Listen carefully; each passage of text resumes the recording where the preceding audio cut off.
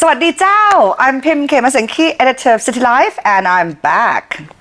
And today I'm super excited because I'm here with Stefan King. Okay, that was supposed to be like, yay! But if you don't know him, Stefan King is basically the guy that introduced the whole of Chiang Mai to the whole entire crypto world. Anyone who wants to know anything about cryptocurrency, blockchain technology, NFT even, this is your man. This is your go-to man. So you're Dutch, and you've lived here for how long? 10 years. What brought you here? Sunshine and palm trees. And what's keeping you here? The wonderful people of Chiang Mai, I think. The high quality of life. And your fiancée. You're getting married soon. Come on, that's exciting. I could have taken her anywhere, you know. No, I'm kidding. She would have gone. We met each other here, and we both love this place. And we want to stay here together as well, because it's the right place for us to live. The way that we want to live is very accommodating. Like we can work the way we want, and we can live the way we want when we live in Chiang Mai.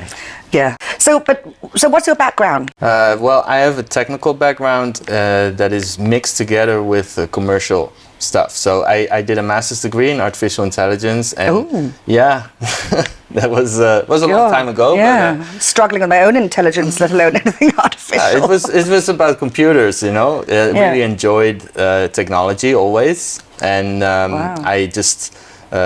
When I started out, this program actually had a different name, and there was more psychology involved and everything. But then it became artificial intelligence by the time I had graduated. And That's interesting. Yeah, but it's about programming robots and making computer programs that can learn by themselves. And that started with psychology. Yeah. You use psychology, philosophy, physics, language. So that all those things actually have something to do with this. So you could fly in from any direction and then graduate that way. Wow. So it was very exciting for me to do that. And are we in a simulation? I don't think so. Oh. Okay, fair enough.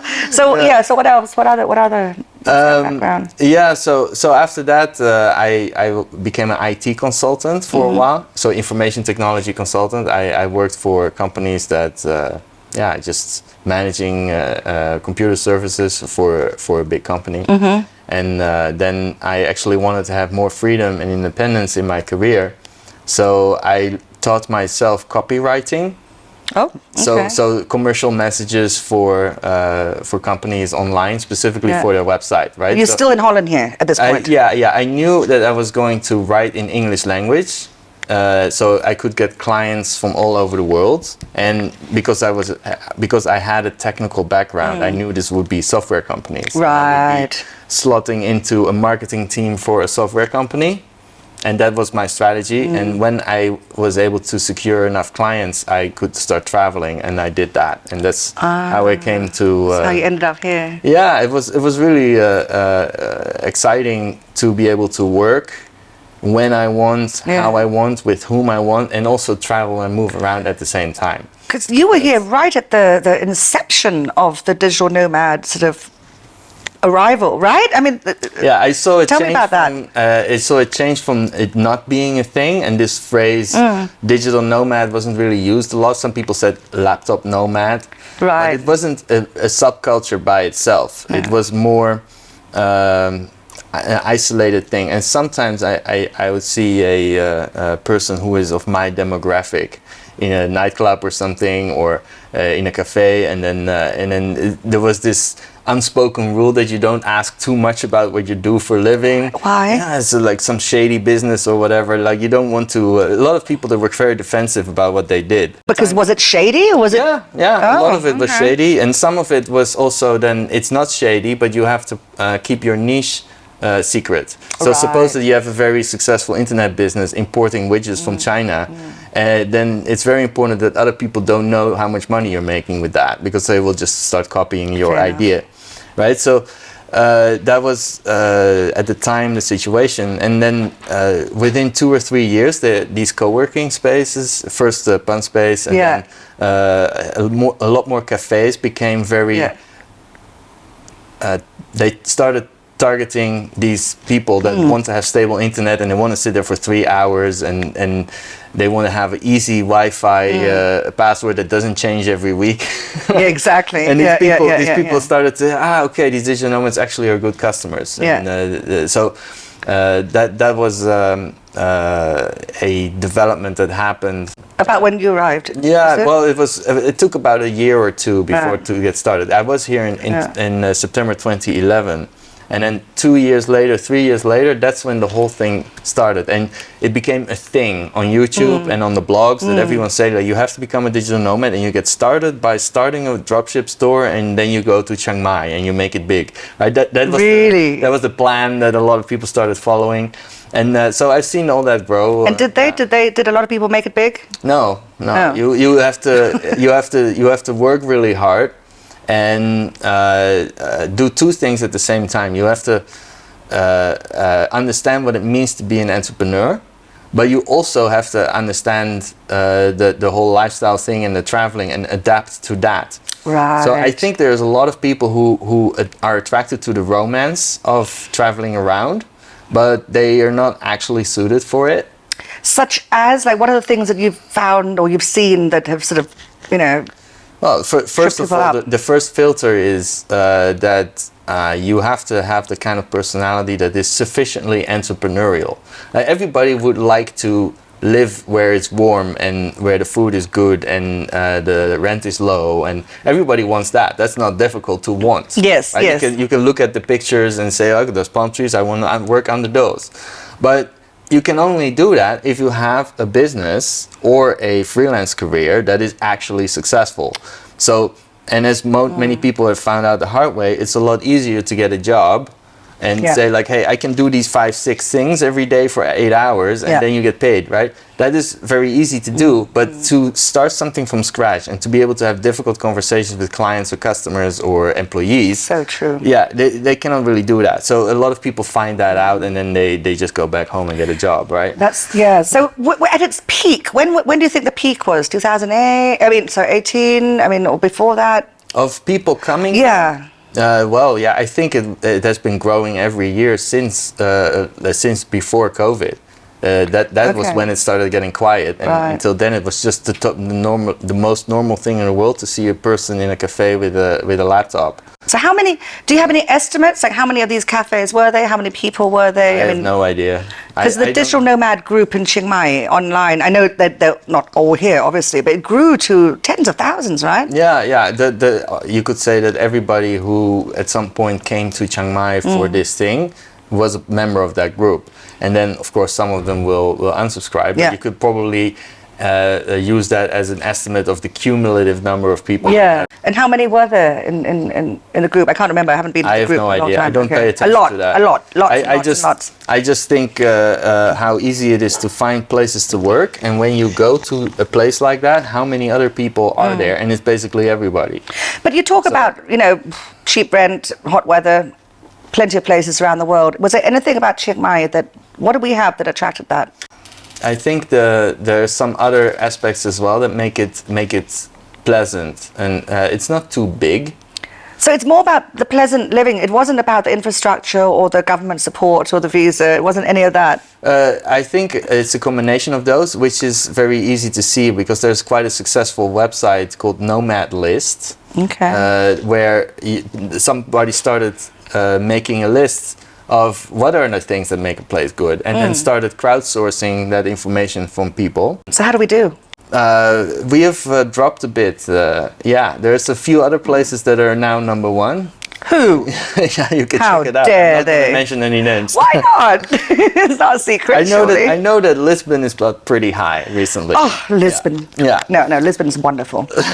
so of course those places are wonderful because there's reasons that and Chiang Mai was number one for quite a long time. So you were here, first of all, you were just doing your thing, right? Like a lot of people were doing their thing. So how did this sort of, let's go specifically into the crypto world. How did you get your interest started in that, and how did you become such a player in the scene? Yeah, I heard about it online in 2013, very early on. Just this question and answer website where people started mentioning it, and it showed up, and it was starting to research it at the time, and I got very excited about the possibilities of this technology. And the first 2 or 3 years, I didn't perceive it to be something that I should be working on, but very slowly it dawned on me. It's like, hey, actually, I'm the perfect kind of person for this to actually contribute to this time around. Right? In what way? What do you want to? Yeah. What do you mean contribute? So it's this thing that I was now finally the right kind of person to be actually useful in building things and making something happen in the world, right? So that's why I gradually shifted my interest and my attention away from what I was doing before and it became more crypto. Yeah. But it was very gradual. I still didn't really see like, okay, what am I going to actually do? And that was actually kind of forced upon me because I was organizing things for people as a volunteer and helping people out and explaining things just for the hell of it. It was fun, right?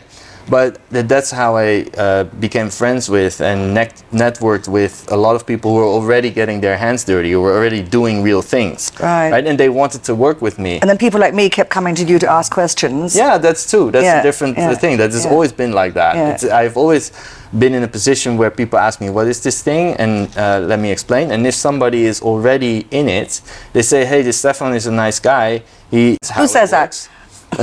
Sorry. Ooh. Oh, I know. they like me because I spent the time to explain it to people, and I know what I'm talking about, and I have this whole technical background, so I can actually also do stuff with them. Yeah. Right? I'm qualified. Yeah. And that's also something that I wasn't when I was 20. Right? I was just relatively useless. So now I can do things with people, and that is how my career shifted toward this whole thing. Oh, so how do you see your role in this world, in this crypto world? Yeah, for my work, I want to support entrepreneurs to use this technology to improve anything related to money and finance, and then also things that are just sitting next to it, like the NFTs. Right, but especially how money works in the world that we live in right now is in need for some changes. Yeah. And the entrepreneurs that can do that, who are qualified and ready and willing to do that, they need to get their hands dirty with the right models and tools to actually do it, and they need help. They cannot just do it by themselves, right? You need some, they used to call that a Sherpa or something, like somebody who shows you the way. Sherpa, yeah. And that is my role in this industry. So that's what I do. The digital army Sherpa. Oh, I like that. But let's rewind a little bit, because I do want to go there and talk about where this space is in Chiang Mai right now. But let's go back to basics, if you don't mind. Yeah. Because I am a Luddite. Technology is not my thing at all. And I first interviewed you in 2018 or 19, I think, something like that. And you very kindly spent an inordinate amount of time trying to explain cryptocurrency to me. And I'm like, not getting it all. But can you, and I know you can, obviously, because that's exactly what you've been doing. Can you explain to our viewers, as only you can, what is cryptocurrency? Just basically, and then we'll go on to the blockchain and a few other things, just so that you can catch up a little bit. So cryptocurrency is the most advanced form of money that exists. So if you go back in history, you see that there's different kind of things that have been used as money. Gemstones, seashells, gold, silver, or digital money in a bank balance that they just update. Those things are all something that can be used as money. And if the situation is very constrained, it can even be cigarettes. If you are in a prison camp or something, they start using other things. So people are very creative in how they exchange and communicate value between groups and between customers and suppliers, right? So money is a very important lubricant for the ways for cooperating. Now, cryptocurrency is the next level sophistication for doing that. So we think that the ways that we can cooperate, the ways that we can do business, can actually level up to a much higher degree, because we have money that is programmable and is absolutely scarce and is very light and moves around very quickly in exactly the right way, according to contracts that are automatically enforced. So this is a very important area of innovation Like innovation always is this long, boring word, but it just means making things better. And many people who might say, like, I don't want to use the internet, computers are confusing. You have a phone and you use that phone every day, right? So it's eventually it's going to show up in But your they make it reality. easy. Yeah, exactly. It took a long time. Exactly. Right? So these cryptocurrencies right now, they're not easy because we are still figuring out how it should be used, where it should be used, by whom, and what it should look like on your phone or on your screen. So of course it takes some time. It's not going to arrive like some sort of perfect thing out of the heavens. It's something that we have to build. It's almost like people like you are taking the risk right now, and you're reaping the rewards as well, because you're in the early stages of getting it ready for the general population, I suppose. So therefore, the benefits which you reap are fair enough, I suppose, if you think of it that way, right? That's how entrepreneurship work in general. If you are a bit earlier than other people, because either you understand it better or you are willing to risk more, then you're gonna get rewarded for that. But I mean, it is intimidating. I mean, I'm sure you've heard this a million times, right? You know, I mean, well, from you alone. I know.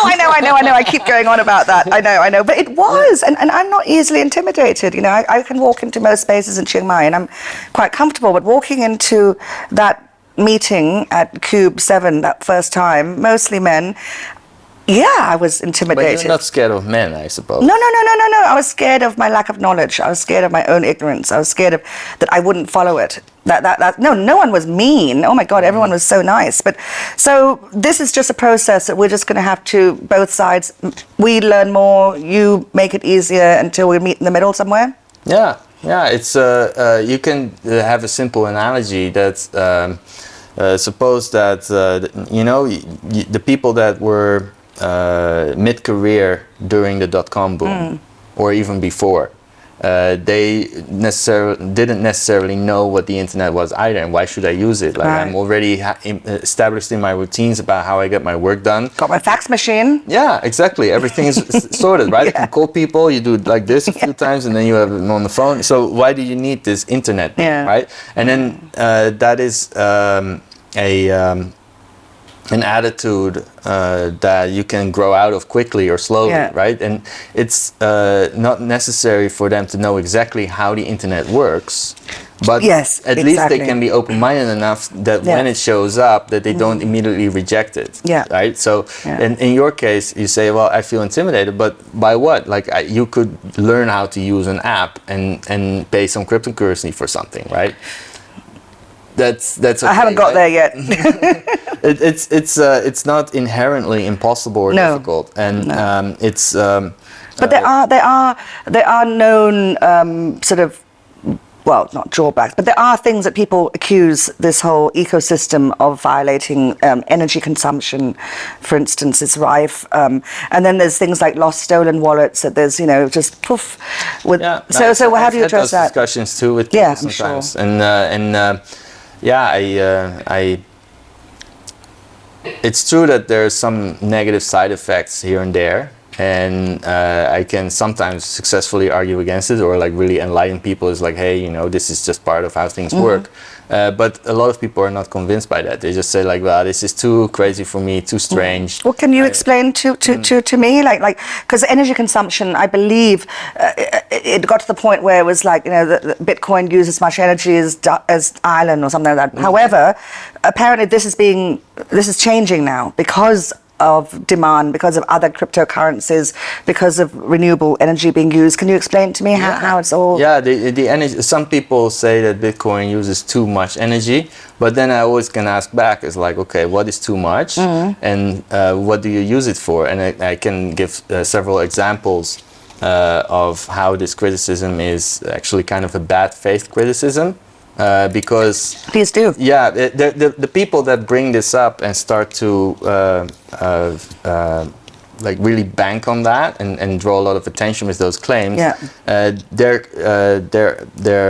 criticism of Bitcoin is not authentically based on this energy point, because if you explain what the role of energy is and you compare it to other things, whatever, they do not start equally hating the other thing that also costs a lot of energy. Such as? Fridges, for example. Right? Right? And then, or Christmas lights. We have air conditioning here, right?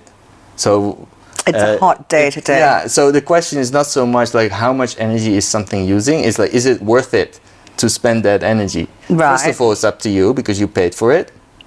Right? Yes. So it's your decision to spend Right. it on having the air conditioning on. And even if it wasn't that, it's just maybe it's really necessary or something, right? If it was free, you would also use it. But the whole system itself of the ledgers and everything, that is what is energy It is heavy. useful. It's useful because it has to. But how is it being mitigated? How are we reducing it? Well, first of all, the most of the energy being used to mine Bitcoin, to support the network, to have this currency be functional, is actually renewable energy, because it's a very competitive game to participate in this network, and you have to have access to relatively cheap electricity. And in most of the world, the cheapest electricity comes from renewable sources, and it's being wasted otherwise. Right. So Bitcoin is like that. It's the property of everybody in a network. The Bitcoins that are owned by people, they are safe, they are secured, they are your Bitcoin because this network keeps running the way it does. Right? And no one can change anything about how this network works and about how much Bitcoin you have because all this energy is being invested in this security. And that is the reason that it takes so much energy, because if you want to keep a record of transactions, a ledger of transactions, in a way that is all over the place, that is decentralized and permissionless. So it's not one banker who decides you have this much and here's that much and we update the ledger. Then the banker is in the middle, right? But with Bitcoin, everybody is participating in this as equals. Right. Yeah. So how do you agree what is the state of the ledger? Who has how many Bitcoins, and how do we know for sure that if I send Bitcoin to you that it really goes away from my balance and gets added to your balance, right? Yeah. That the only way to do that in a way that is both safe and effective is to use this mining algorithm, proof of work mining, that requires a lot of resources in terms of computers and in terms of electricity. So it's a necessary sacrifice to do it this way. But that's Bitcoin, right? I heard that there are other currencies now that are finding ways to reduce. Yeah, that there's other ways of achieving consensus about the state of the network, about who owns what, that do not require energy use. Such as? It's called proof of stake. Yeah. So proof of stake is a way of getting similar results, superficially similar results, Right. Without expending energy.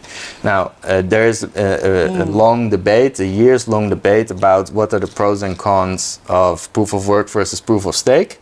And I wrote more about that in my book. Which I read when you gave it to me, but that was months ago. And honestly, it's just, as I say, Luddite. But it is, I mean, it is like an absolute, dummy's guide to all things crypto. I mean, it's really, really useful, and you can find it on Amazon. So yeah. So what about, because there are now like thousands of currencies, right? Cryptocurrencies. Am I right? Well, I wouldn't call them necessarily currencies, because a currency is something that is widely used or relatively widely used. Okay. So a lot of these are not even trying to be that. They're trying to be tokens that represent ownership of something else, a little bit similar to a share. Right. Yeah. Or a voucher or something like that, or frequent flyer miles. Like all those things are tokens, and you can run them on a blockchain. So they're using the blockchain technology. That's the technology. Yeah. They are. I would say they are inspired by Bitcoin's decentralized functionality, and they want to have that same benefit. Yeah. And then they design something that is inspired by it and works roughly similar. But they're not necessarily wanting to be money. There's maybe 10 of them that are moving towards successfully also being money. Like, for example, Zcash and Monero and some other privacy coins, they really add to the idea by saying, well, the transaction shouldn't be all public, or the fact that there is a transaction should maybe public information, but how much it is and from which address to what address it moves, should actually be private. Right. So everybody who agrees with that will use those tokens and those blockchains. Yeah. So then you have a competing currency. So you will probably have a dozen of currencies that are competing, just like internationally you can use dollars or euros or whatever, right? But there's a very sharp distribution towards the top, right? So most of the transactions in cryptocurrency will happen on Bitcoin, and then Ethereum, and then all the rest, and it's much lower transaction volume. Similar with countries, that most of the transactions happen in dollars, then you have euros, then you have other big countries, and then there's a whole bunch of small countries. Yes, of course. Yeah. So and the rest of them are just tokens. They're not really currencies. Right. So the end game, what's the end game here? I mean, initially, I think there was a lot of talk about sort of, substituting the current financial system, which is corrupt, which is top heavy, which is, we know all of the faults of it. However, there is a crypto hierarchy. As you said yourself, the people who took the risk, they will be the ones right at the top. And how do you make this more egalitarian? How is this currency or this technology, how can it be how can people opt in globally, and will it be fair? Well, if you accept that it's risky to be early, then it is already fair. Says the man who got in early. I actually didn't get in that early. No? I know a lot of people who got in much earlier than I did. I'm sure. And it is always like that. You know, if people say, well, I think Bitcoin should be distributed fairly, and say, well, you can wait a few generations for the rich people to spend it on yachts and houses, and then the Bitcoin will be owned by the people who built the yachts and the houses, right? So it's just a new kind of distribution for a new kind of wealth. And I cannot really change that, and I don't think it should be different. I don't view it as my job to solve wealth inequality. I don't think that's really possible. You can mitigate it a little bit if you are a policymaker, which politicians do. But Bitcoin is not a traditional country or anything. Well, I mean, there's a difference between speculation and using it, right? I mean, there are the people who've been speculating on these currencies, and like anything you speculate on, you risk, you fail, you reward, right? But when will it get to the point where the speculators are just a tiny percentage, perhaps, but it's actually just so widely circulated and that's used? That's a good question. I think if that's going to happen, it will probably happen between 1 and 2 decades. So you see right now about 5% of the global population owns some cryptocurrency or used to own it, and is basically familiar with the idea. Yes.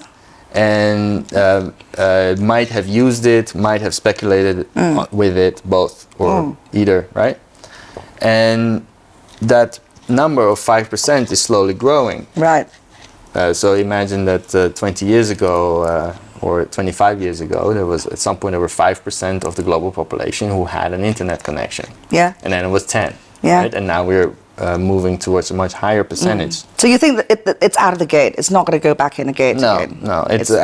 I don't know exactly what it looks like in detail. There's a whole bunch of specifics that I have no answer to, and I can only tell a science fiction story. Yeah. Well, go on.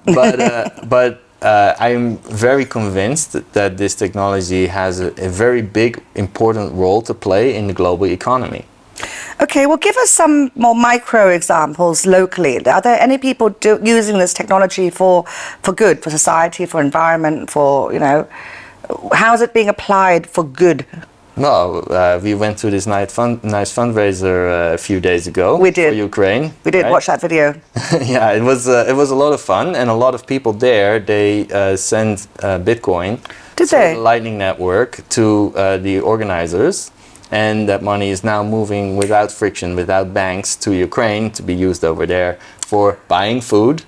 Nice. Not for buying guns or whatever, right? See? Lubrication. Yeah, it's much more straightforward to transfer Bitcoin to another person, because first of all, it doesn't matter where this person is. Yeah. You don't require a banking relationship. You don't require to put like dollar bills or Thai baht in an envelope and send it with FedEx or something like that. It's not even possible. It mostly disappear, right? But with Bitcoin, all you need is to both have an internet connection, and then it's just there. And we already use this also at a smaller scale with the businesses in Chiang Mai that are excited about Bitcoin. The business owners in Chiang Mai who many. Right now it's just 3 or 4 that reliably accept it. There might be 10 that you can talk, and then maybe 10 of them they will say like, oh, how does this work again? Can you help me again? Or they have to train their staff, and the staff has been replaced and the new staff hasn't been trained. But there are 3 businesses in Chiang Mai. Name them? Yeah. So Corner Bistro, yes, Corner Bistro is doing a really good job with that. We have Sababa, that is where we meet every Thursday. They are, and some place that might get back to it quickly when it is easy enough is Food for Thought. They always did it. They were the first to accept it for a while. But then they got out of the game for a bit. But I'm pretty sure that if more and more businesses accept it in Chiang Mai, they will go back into it with the latest tools, not the old-fashioned stuff that wasn't really working for them. Oh, really? Can you explain? Like how? Oh, yeah. It was very difficult to make reliable. Let's say 2 years ago, 3 years ago, you could have a Lightning node, which is the phrase, the technical term for fast and cheap Bitcoin transactions. The technology that makes that possible, that a merchant would use, that a shopkeeper would use, that an online website would use. That technology has been, the idea for it been created a long time ago already. In 2017, the white paper was published. Right. I think, roughly. I'm not even sure, maybe it was even earlier. Don't look at me, mate. But the point is that it took years to make it work. Right. And to make it work well, I would say that was maybe a year ago. That because if you go to a shop regularly and you see like, okay, Bitcoin accepted here, you have a Lightning wallet, let's do it, and you scan a QR code and then you pay. You were telling me about that a few years ago. I remember now. I just came back. Sorry, old brain. I've been telling people about this for years. I say this is how it will go, and it's going to be not so great at first, but then later on it will be great, right? And it went exactly as I predicted. It was just about to launch when I did that story, 2019 or something. I remember that. Yeah. And there's videos of me on YouTube explaining this to people in the abstract. It's like, this is how it will work. This is how it's going to go. Oh, I think I fell asleep. You showed a PowerPoint at Food for Thought. I remember. That was not me. Yeah. And I was like, yeah, you fell asleep. Huh? No, I didn't, but I was like lost. That was not only about Lightning Network, that was more about wallet technology. Oh. And when I look back on that video, it was a bit too long. I could have made it shorter. No, it's just me. I mean, the audience was savvy. It was just me.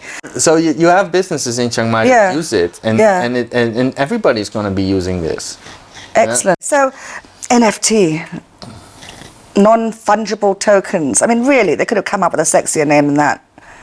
Okay, fine, not your fault. It grew out of what was just before that, right? Yeah, so. Well, I know, still. Ugh. But it's everyone's talking about it, right? Like, it's one of those things that, let's say you've never heard of Ulaanbaatar, the capital of Mongolia, and then suddenly you learn the word, and everywhere you hear it. You know, one of those things? Like I'd never heard of NFT, then last year I heard it once, and suddenly, like, everyone is talking about it. So, can you explain to our viewers, please, in your wonderful way, what the hell is an NFT? Well, so NFT is a type of smart contract that sits on the blockchain that proves that something is unique, and it's a way of saying it's a digital certificate of ownership. That is a simple version. Now, the fact that it is a digital thing actually means it's programmable, so it can also be much more complicated than a paper certificate of something. Right, so you can create something that behaves by itself according to preset rules, and that it makes it very flexible as a financial instrument, as a gaming infrastructure asset. You can create all kinds of different things. So it's a very abstract thing that you can apply in many specific ways. So that doesn't really help you understand what it is. Like, what is an NFT? Well, what do you want it to be, right? Oh God, you can't ask me that. Yeah. Can we try and okay? Let's try and give a few like simple layman's examples, just so people really don't have a clue what it is can try and understand. Yeah. So it gives provenance to something, right? It can. Oh, so yeah. It is not only that. So this technology that made Bitcoin work has a few moving parts in it, and one of them is a ledger that is a record of who owns what, right? And you would apply that first to money. That is where it was the first time that you needed something like this, and where you wanted something like that. It was for Bitcoin. Yeah. To have an immutable ledger that people can trust, that they want to use, right, to keep the record of how much Bitcoin do I have. Yeah. Now, why would you not only use that for money, but you can also use it for other things, right? Maybe I own a picture, or maybe I own a cat, right? Or maybe I own a gun in a game, right? It's not the company who says, yeah, Stefan owns this gun in this first-person shooter game, or hey, Stefan owns this car in this racing game, because then I have to trust them to honor that agreement, and maybe they change the game. Maybe I want to sell the car to someone else, and they say, no, you cannot do that. We are the ones that make money from this game, not you. Well, but they did. What? They did make money from the game, not you. So how can you go and just stamp your own? Yeah, so these NFTs can be used to create stuff that is 100% unique and unambiguously owned by one person. So it could be a picture, it could be a digital cat that you can breed, it could be a little fighting robot that you fight with someone else, and the winner gets to pay some money, etc. Right? You can use these smart contracts to make all kinds of agreements that are automatically executed, and the agreement can be about what you own. Right? So again, like when you were talking about Bitcoin earlier, and how like you had the people who took all the risks and the failures in the beginning to get it all. So right now, people buying like a selfie picture of some guy in Indonesia for millions of dollars. I mean, these are all things that turn off the general public a bit, don't they? Yeah, well, or it attracts them, because it's a hype thing. You have a lot of, just like you started earlier in the conversation about there's thousands of cryptocurrencies, and then I say, well, there's actually thousands of tokens. Yes. They're not useful as currencies, even if they tried to do that. Well, the fact that there's thousands probably means that most of those shouldn't really exist. They're failed experiments. Right. And they were created inside of a hype where everyone and their mother wanted to have a token. Right. Right? Both to create and to sell and to buy and to speculate on, because there's a strong tendency for people to want to do stuff that makes them rich without doing real work. Right? And I always look a bit down on that, but people try. And the same with these NFTs. They are really useful, interesting things. You have wonderful possibilities of creating new business that's not possible before. I think about those every day. Such as? Can you give some examples maybe of what's being done? Things you can talk about, just to show how it can be applied in real life. The most obvious, straightforward example that people can understand right now real easily would be inside of games.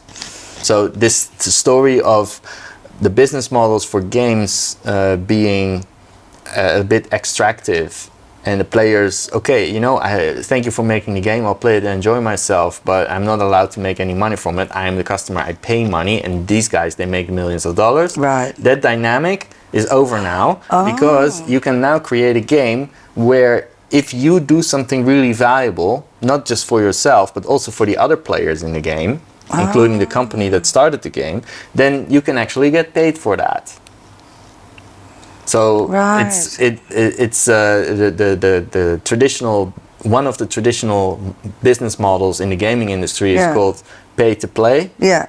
Right, but now it's the other way around. It's play to earn. So let's say I'm like a great warrior princess. Yes. And I just like vanquish everyone and I become super cool. I can sell my sword or my shield and I can suddenly Right, minted. Or the whole character. Or the whole character. Right. Okay. That's a simple example of how these NFTs are going to create whole new economies, and how the distinction between having a job and playing a game and investing online is actually just irrelevant distinction, because they're all sort of the same. When people are playing with their stocks, they're doing something very similar as people going to a casino, and people trying to be totally awesome inside of a game is actually quite similar to people trying to be awesome at their job. Yes. Right? So this distinction is very artificial. So the gamers could potentially allow this to happen, and therefore they can bake into the NFT that they get a percentage of all the transactions going forward, because otherwise what's the incentive for the game creators? This is a good example because the game creators are always companies, they're groups of people that create things together, and if you are an artist who creates the graphics or the idea or the story inside of these things, then you could get rewarded for that by the gaming company. So instead of them having to hire an in-house artist who just spends 24 hours drawing one type of character for the game, or like one set of characters for this game, and then they move on to the next game, you can just crowdsource it. You can say like, okay, we need these and these characters done. We are not artists, you guys are artists. Why don't you create some awesome set, and the community is going to vote on which ones are actually beautiful, going to be part of our game, and if your character gets into our game, then automatically you will get paid this much when everybody buys those characters. That's actually really quite healthy and egalitarian and it's fair. The whole idea of art being rewarding in many ways is actually boosted a lot by these NFTs. Yeah. So all this, silly hype about that really ugly one going for 500 million, that's just part of the hype of the NFT itself. Okay. So tell me a bit about what you're working on now. Right now I'm working on a startup that also uses Bitcoin. We plan to use Bitcoin as a reward system for people that verify that a small business has clean air indoor. Because we have this pollution problem in Chiang Mai every burning season, and in Bangkok they have pollution problems year round.